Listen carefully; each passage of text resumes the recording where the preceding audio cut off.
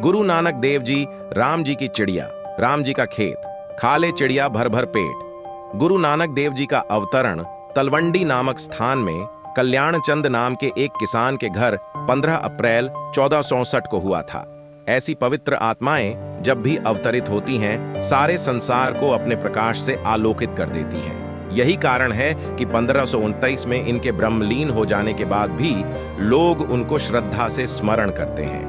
उनके आदर्श मानव मात्र की प्रेरणा हैं और सर्वदा रहेंगे। इस महान आत्मा को संसार में नानक, गुरु नानक, बाबा नानक और नानक शाह नाम से जाना गया।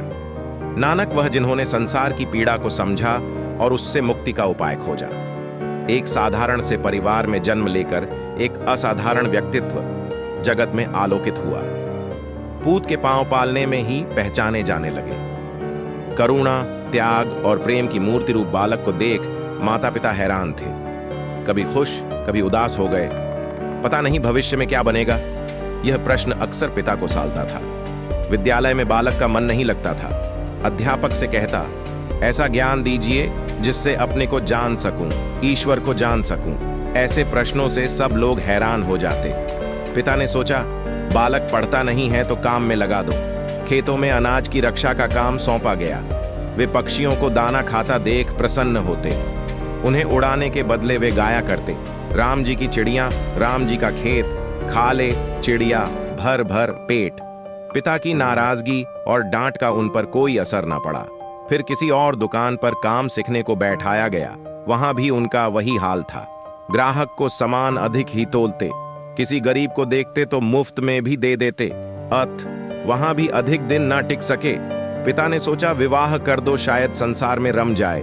विवाह हुआ, 2 पुत्र भी हुए, किंतु उनका मन संसार में ना रमा और एक दिन घर छोड़ निकल पड़े। नानक जी के 2 शिष्य सदा उनके साथ रहा करते थे। उनमें मर्दाना अच्छा गायक था। नानक भक्ति में डूबकर लिखा करते थे और मर्दाना उसी तरह भक्ति में डूबकर गाया करता था। तीनों जगह जगह गीत गाते और उपदेश करते चलते थे। अपने भ्रमण के दौरान एक बार उन्होंने एक संभ्रांत व्यक्ति के हाथ से भोजन लेने से इनकार कर दिया। कारण पूछने पर बोले, हथेली में मेहनत के निशान नहीं हैं। वे परिश्रम बिना खाने को पाप मानते थे। नानक जी एक उच्च कोटि के संत थे। एक गांव में उनका बहुत स्वागत हुआ। उन्होंने गांव के लोगों को आशीर्वाद दिया, तुम सारे संसार में फैल जाओ। कुछ दूर जाने पर उनको बहुत बेरूखे लोग मिले, एकदम असभ्य और जंगली। नानक जी ने उनको आशीर्वाद देते हुए कहा, जहां हो वहीं रहो। ये बात मर्दाना को नागवार गुजरी। उसने पूछा, गुरुदेव, जिसने आपकी इतनी सेवा की उसे आप दूर तक बिखर जाने का आशीर्वाद देते हैं और इन गंवारों को चैन से एक स्थान पर रहने का समझ नहीं आया। नानक जी ने समझाया, मैं चाहता हूं कि नेक दिल इंसान सारी दुनिया में फैले और सबको सुखी बनाए, किंतु बुराई को एक ही स्थान पर रहना चाहिए, वरना सब लोग दुखी ही होंगे। ऐसे होते हैं संत जो मानव मात्र के हित की बात करते और सोचते हैं।